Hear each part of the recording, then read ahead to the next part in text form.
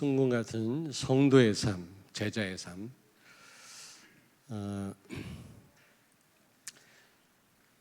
예전에 그냥 막연하게 그냥 귀하게 쓰임 받는 삶이 순금 같은 삶이겠구나 이렇게 생각을 했는데 그게 아닙니다. 우리는 구체적으로 알아야 구체적인 기도를 할 수 있고 구체적인 응답을 받을 수가 있는 겁니다. 너무 그리스도인들이 두리뭉실하게 알아요. 또 성경의 다양성을 몰라요. 성령 충만 그러면 그것만 알지. 성령 충만을 여러 가지로 여러 형태로 표현을 했거든요. 근데 성령 충만만 알기 때문에 또 성령 충만이 뭐냐 물어보니까 대답도 못해요. 그러니까 성령 충만을 못 받는 거예요. 그래서 우리가 제대로 우리가 많이 아는 것도 중요하지만 확실하게 알아야 확실한 기도를 할 수가 있고 정확한 응답을 받을 수가 있는 겁니다. 여러분 모든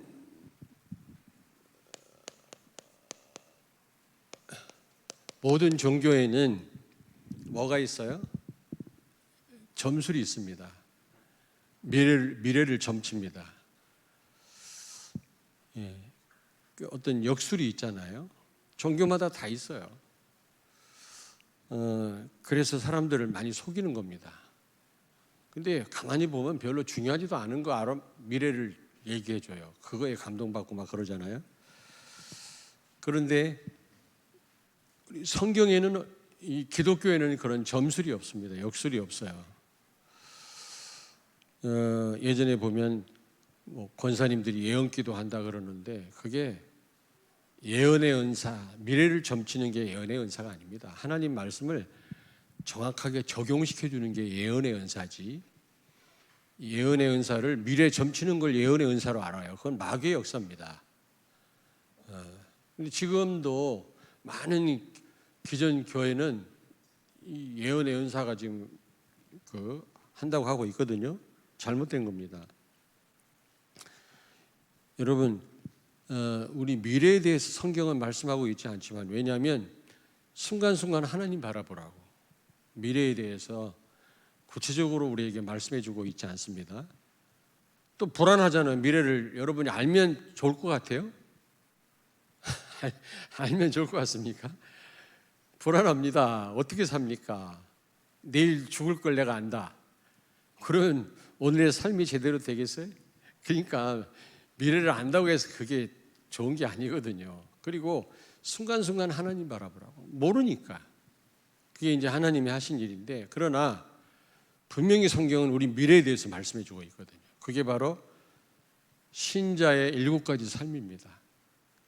성도가 응답을 받을 시간표다. 성도의 미래입니다. 그게. 그리고 불신자 미래에 대해서 성경은 분명히 말씀해 주고 있거든요. 불신자 망하는 시간표 6가지. 분명히 그 시간표 따라 망해요. 결국은 지옥 갈 거 아닙니까? 후대까지 망하고. 그 불신자의 미래입니다. 불신자가 뭐를 하든 재판장을 하든 대법관을 하든 검사를 하든 사업을 하든 불신자는 그 망하는 시간표 속에 있거든요. 그걸 피할 길이 없어요. 근데 여러분 자녀가 지금 무엇을 하든 이 신자의 축복의 시간표 속에 있다면 틀림없이 하나님은 그를 통해서 세계복음화하게 하실 거고 직업이 뭐든 간에 하는 일이 뭐든 간에 분명히 그 속에 축복이 다 있는 줄로 믿습니다. 구체적인 직업은 몰라. 여러분 자녀가 앞으로 무슨 직업을 가질지 어떻게 알아. 그러나 이 시간표 속에 있다면 하나님은 그를 통해서 많은 사람을 살릴 것이고 또 그 자녀를 하나님은 축복하시겠죠. 그건 말할 것도 없죠. 자, 그래서 오늘 여기 보니까 우리가 가는 길, 여기 내가 가는 길을 그가 아시나니 하나님이 아신다는 겁니다. 나의 길을, 내가 가는 길을 하나님은 아신다.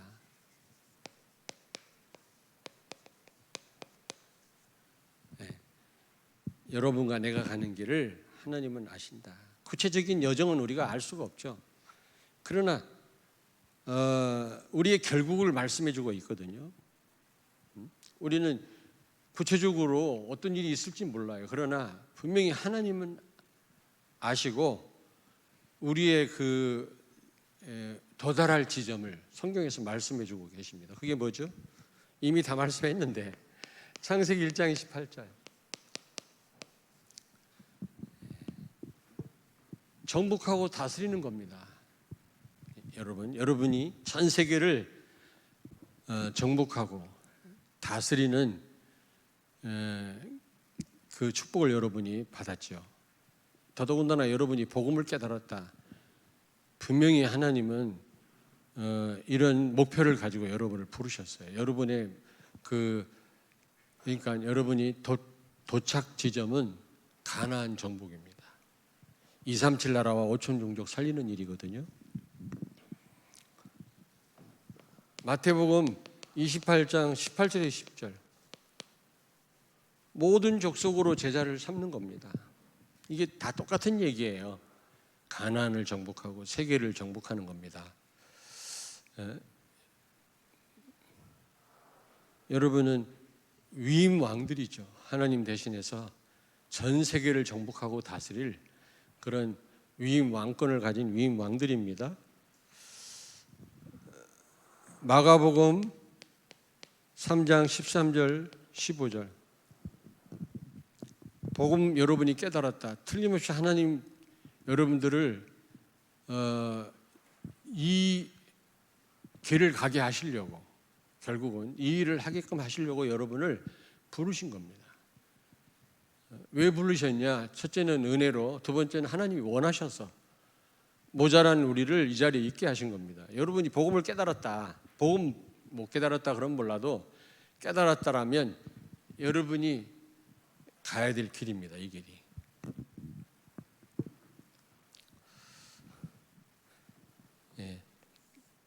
전도 선교 아닙니까? 전도 선교. 전도도 하며 그러면 반드시 같이 따라오는 게 뭐죠? 흑암을 꺾는 겁니다. 가나안을 정복하려면 가나안 7 족속을 다 어떻게 몰아내는 것이거든요. 그들과 싸워서 이기는 거거든요. 결국 사단 결박은 같이 따라오는 축복입니다. 흑암 꺾지 않고는 사람을 살릴 수가 없죠. 그리고 사도행전 1장 8절. 땅까지 이르러 증인되는 겁니다. 이게 여러분이 어떤 일을 하시든 어떤 직업을 가졌든 여러분이 여러분의 결국이거든요. 가야 될 지점이거든요. 이게요. 여러분이 가야 될 길입니다. 여정입니다. 과정은 잘 알 수가 없죠. 구체적인 과정을 우리가 어떻게 합니까? 내일 어떤 일이 있을지, 모레 어떤 일이 있을지 어떻게 알아요? 그러나 여러분이 그러니까 도달해야 될 도착점이다. 여기가. 그걸 아셔야 돼요. 여러분이 가야 될 길이 어떤 길이라고요? 세계복음화. 왜 이런 얘기를 하냐면 여러분이 여기에 방향을 맞춰야 돼요. 이것 때문에 여러분이 하나님 여러분을 선택하셨다니까, 이 자리에 있게 하셨다니까, 복음을 깨닫게 하셨다니까요. 복음을 깨닫지 못하면 이 길을 못 가요. 틀림없습니다. 그러나 여러분이 복음을 깨달았다. 예수가 그리스도라는 이 언약으로 충격을 받았다. 그러면 복음을 깨달은 건데 틀림없이 하나님은 이 길을 가게 하실 것입니다. 여러분의 도착점이에요. 세계 복음화. 왜 아멘이 하나도 안 나오나? 가슴이 떨리지 않습니까? 저는 이 금요 기도회 때 찬양하는 시간 얼마나 감사한지 몰라요. 물론 여러분 잘 모르겠습니다. 저는요 잠깐이지만 하나님과 소통하는 시간 너무 행복하고요. 찬양할 때도 그렇고. 그래서 그 주일날 오후 예배 전에 찬양하잖아요. 그러면 제가 점심시간에 그 눈을 물로 잠깐 닦고 올라옵니다. 눈 쪽만. 왜냐하면 이 땀 이런 이 소금물이 눈물을 흘리면 눈이 따가워서 눈을 못 떠요. 찬양하다 눈물이 많이 나더라고 나는. 그래가지고 이게 이제 비누로 살짝 닦고 올라오면 눈물 흘려도 괜찮아. 눈이 안 따가워. 왜냐? 찬양하는 시간이 그렇게 너무 감사하고 은혜가 되고. 제가 10월 21일, 22일인가 중국 신학교 또 그 강의 녹화가 우리 교회에서 있거든요. 녹화가 있는데 이제 강의한 준비를 이번 연휴 기간 동안 준비해가지고 오늘 우리 간사가 그 선교사님한테 이제 번역하라고 보냈는데 역사서를 제가 열왕기 상하, 역대 상하, 에스더까지 강의를 하는데 이게 보면 그렇게 그 왕들이요 하나님이 엄청난 축복을 줬는데 하나님을 바로 섬기지 못해서 비참하게 인생을 끝내고 뭐 그런 걸 볼 때 이거 어리석다. 그 히스기야나 다윗 같은 왕을 볼 때는 야, 참 멋있다. 근데 이 인간은 왜 이러지? 하나님 왕으로 세웠는데 말이야. 그 복된 자리에서 하나님 잘 섬기면 될 낀데 말이지. 막 그런 생각하다가 그 헤매는 왕이 나더라고. 지금 나더라고. 우리 에이전트 킹 아닙니까? 그리고 여러분을 섬기는 목사 아닙니까? 지금 내가 혹시 이러고 있지는 않은가? 마압처럼 막 우상숭배 그러지는 않지만 하나님을 제대로 섬기지 못해서 어려움당하는 그런 왕들을 연구하면서 나를 돌아보게 되더라고요. 그래, 언젠가는 우리도 하나님 부르면 갈 텐데 사는 날 동안 제대로 하나님 이런 다윗처럼 히스기야 아사왕처럼 요시야처럼 제대로 하나님 섬겨야 되지 않겠냐 이런 생각이 들더라고요. 여러분 어쨌든 여러분 여기에 방향을 맞추셔야 돼요. 여러분이 방향 맞추면 무조건 축복이에요. 여러분 자녀가 내가 가는 길이 도착점이 세계복음화구나. 이것 때문에 하나님 나를 불렀구나. 근데 이 길을 하나님이 다 알고 나를 인도해 나가시거든요. 여기에 방향을 맞추고 여기 이것 때문에 공부하고 이것 때문에 사업을 한다면 그게 미래입니다. 이 안에 다 있어요. 미래 구체적으로 얘기를 해줘야 되겠습니까, 여러분? 앞으로 뭐가 될 거고 뭐가 될 거고. 사업을 하든 무슨 가게를 하든 식당을 하든 상관없어요. 여러분의 도착점이 바로 이거라는 사실을 알고 내가 가는 길이 이걸 알고 여기에 방향 맞추고 이걸 놓고 기도하고 이걸 놓고 모든 걸 한다면 이 속에 모든 축복이 다 있다. 이해됩니까? 꽉 무당처럼 내일 누가 올 거고 너 그동안 뭐 있었지 이래야 됩니까? 그게 무슨 아무 쓸데 없어요 그거요. 근데 여기 방향을 못 맞춘다. 내가 가는 길이 내 도착점이 여기다. 이것 때문에 이 가는 길 하나님이 아시고 나를 부르셨다. 여기에 답이 안 나와버리면 어떻게 됩니까? 노예되고 석국되고 방황하고 낭비하고 그래요. 아무리 훌륭해도 굉장한 직업을 가져도. 두 번째입니다. 그런데 여기 보니까 하나님이 나를 단련하신다 그랬어요. 단련하심 말이 되는지 모르겠습니다만은 결국 내가 해야 할 일, 내가 가야 될 길, 하나님 나를 목적을 가지고 이 목적을 가지고 부르셨는데 이걸 위해서 하나님은 나를 단련하신단 말이죠. 신명기 8장 2절 3절. 이스라엘 백성들의 도착점이 가나안 정복 아닙니까? 그것 때문에 하나님은 광야를 걷게 하셔서 40년 동안 그들을 낮추시며 줄이게 하시며 알지도 못하는 만나를 40년 동안 먹게 하셨고 반석의 물을 먹게 하셨어요. 하나님이 늘 하나님이 함께 하셨던 삶이었지만 어떻게 보면 고달픈 삶이었습니다. 안식이 없어요. 광야라고 하는 거는 장막을 쳤다 또 걷었다 이게요 피곤하다라는 증거 아닙니까? 우리 인생이 그래요. 왜 그랬어요? 왜? 우리가 떡으로만 사는 게 아니라 하나님 말씀으로 사는 줄 알게 하려 해서 결국은 가나안을 정복하게 하려고.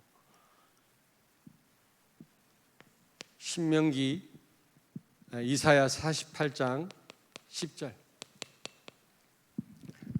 내가 너를 연단하였으나 은처럼 하지 아니하고 너를 고난의 풀무불에서 택하였노라. 우리를 고난의 풀무불에서 우리를 택하시다 그래서 고난 가운데 우리의 이 가는 길이 그 좋은 일보다 안 좋은 일이 더 많고요, 힘든 일이 더 많아요. 그래서 유 목사님 뭐라고 말씀합니까? 우리 예배의 삶을 살아야 되는데 고난이 오고 안 좋을 때도 우리는 하나님을 경배하고 예배할 수 있어야 된다고 그러잖아요.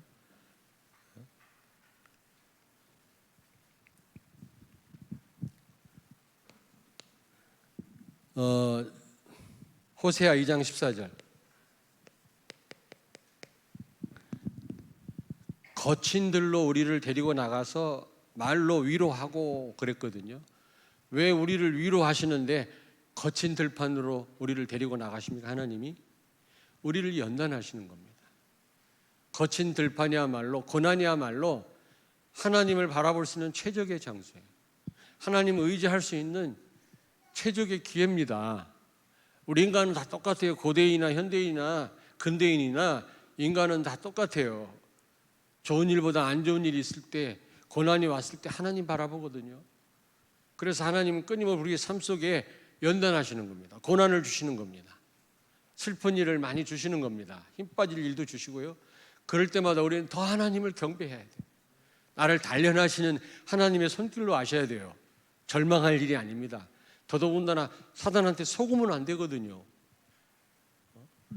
우리가 가는 길 하나님 아시고 이 길을 걷게 하시는데, 그래서 하나님 우리를 단련하신다니까. 우리가 가는 길이 어디입니까? 우리가 가야 될 길이 어디입니까? 세계 복음화예요. 여러분의 종착점입니다. 세계 복음화예요. 이 사실을 늘 기억하셔야 돼요. 잊어버리면 안 됩니다. 그냥 살다가 밥 먹고 살다가 갈 인생이 우리는 아니에요, 여러분요. 그러면 뭐 짐승하고 똑같지. 우리는 불신자하고 똑같지 않습니까? 우린 그런 인생이 아니라 복음 깨달았다, 이 말은요 보통 말이 아니에요. 이게 우리의 미래입니다. 구체적인 미래는 성경에서 말씀하고 있지 않아요.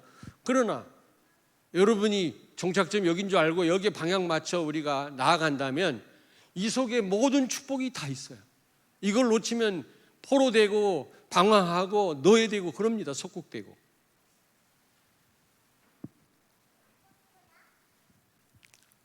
마태복음 4장 1절부터 11절. 예수님이 공생애를 앞에 두고 사단에게 시험 당했잖아요. 사단이 시험했다고. 근데요, 4장 1절에 보니까 성령께서 광야로 이끄셨다고 그랬어요. 다시 말하면 사단이 직접 예수님을 시험했지만, 그러나 시험 받게 하신 분은 하나님 자신이라니까. 여러분을 사단이 공격하고 여러분을 힘들게 하고 많은 문제들이 여러분에게 몰려온다 할지라도 하나님이 하시는 일인 줄로 믿습니다. 하나님이 하시는 거예요. 하나님이. 사단도 욥기서에 보세요. 하나님께 허락받고 욥을 공격하잖아요. 그러니까 그 어떤 어려움도 하나님이 여러분을 연단하시는 것입니다. 여러분의 가는 길을 아시기 때문에. 세계 복음화입니다. 의심하지 마세요. 내 미래가 어떻게 될까? 걱정하지 마세요. 여러분이 여기에 방향 맞춰 나간다면 무조건 복 받아요. 하나님이 자손들을 다 축복하시게 돼 있어요. 여러분 눈을 가만히 보니까 더 미래를 알고 싶은 눈인데 성경은 말씀해주고 있지 않습니다. 여러분이 뭐가 될 거고 뭐 앞으로 대통령이 될 거고 이런 말 없어요. 검사가 되고 판사가 되고 의사가 되고 그런 말 없다니까. 여러분이 가야 될 종착점은 세계 복음화예요. 이것만 말씀해주고 있어요. 이게 여러분의 기도가 되고 이게 여러분의 목표가 된다면 이 속에 다 있다니까. 축복이. 안 그래요? 여러분 자녀가 뭘 하더라도 상관없어요. 자녀가 이걸 목표로 알고 나아간다면 하나님은 축복을 쏟아 부을 것입니다. 자녀에게.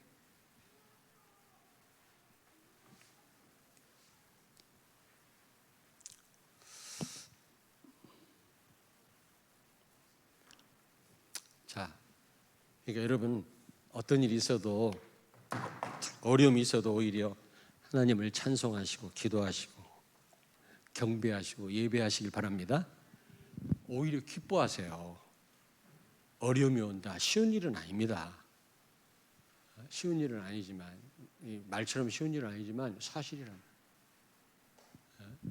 나의 가는 길을 하나님이 아시고 나를 단련하신 후에 뭐처럼 나오게 하시겠다? 옛날 성경에는 정금인데 순금 같은 성도 제자가 되게 한다. 하나님이에요.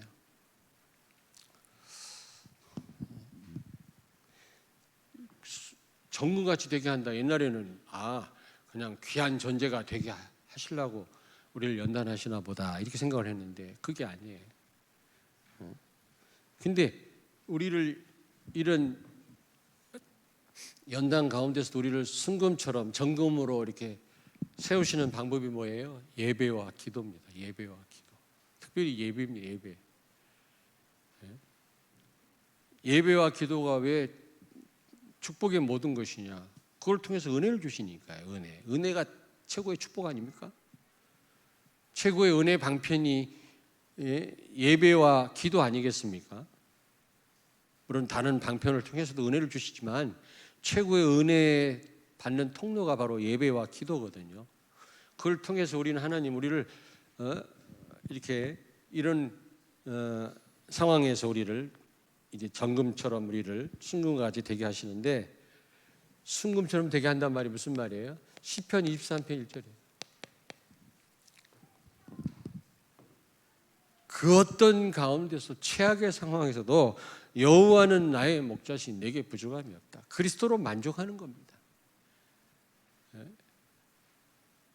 이런 신앙이 순금 같은 신앙 아니겠어요? 아무리 어려워도 나는 다 가진 거예요. 그리스도와 함께. 모자람이 없어요. 다윗은 가장 지금 쫓기는 상황 아닙니까? 그런데 그는요 순금 같은 정금 같은 신앙을 갖고 있었거든요. 우리는 그냥 막연하게 그냥 귀한 사람으로 우리를 만드는가 보다 이렇게 저도 그렇게 생각했는데 그게 아니더라고. 그 어떤 상황에서도 만족할 수 있는 거예요. 그 바울도 그랬잖아요. 빌립보서 4장 11절 13절. 궁핍에 처할 줄도 알고 풍부에 처할 줄도 알고 가난해도 괜찮고 또 부자가 돼도 괜찮고 높아도 되고 낮아도 되고 그것도 상관없는 거예요. 자유하는 거예요. 그런 사람이 바로 순금과 같은 그런 제자입니다.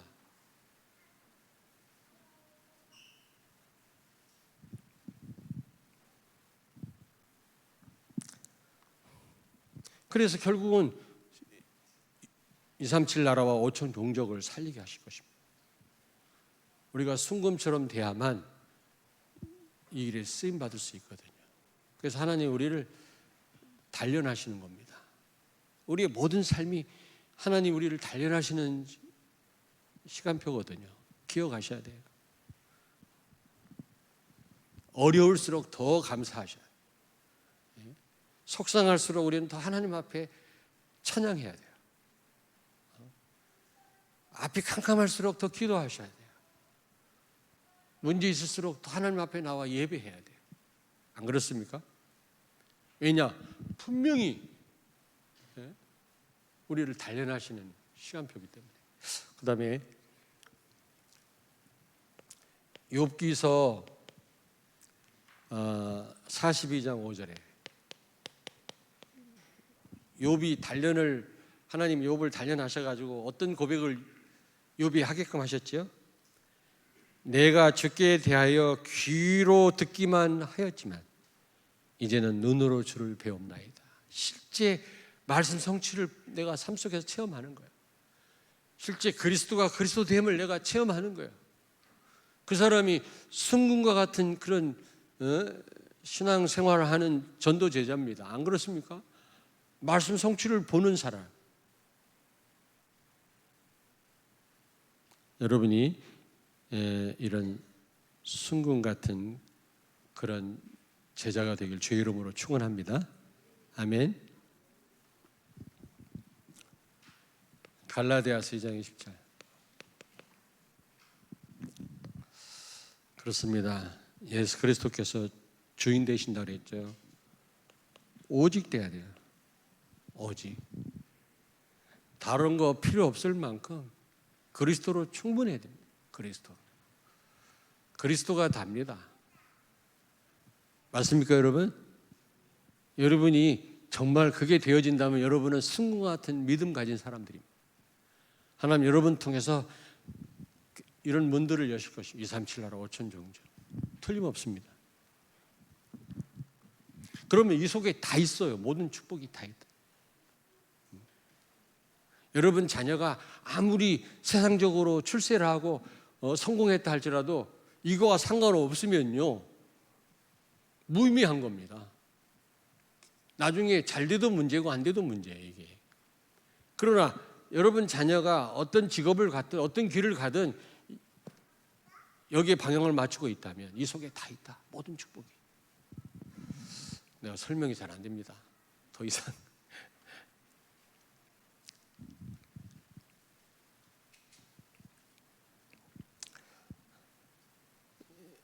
여러분,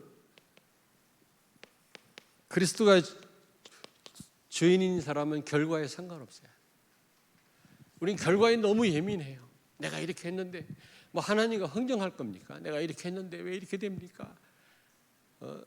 내가 뭘 잘못했는데요. 여러분 흥정하지 마십시오.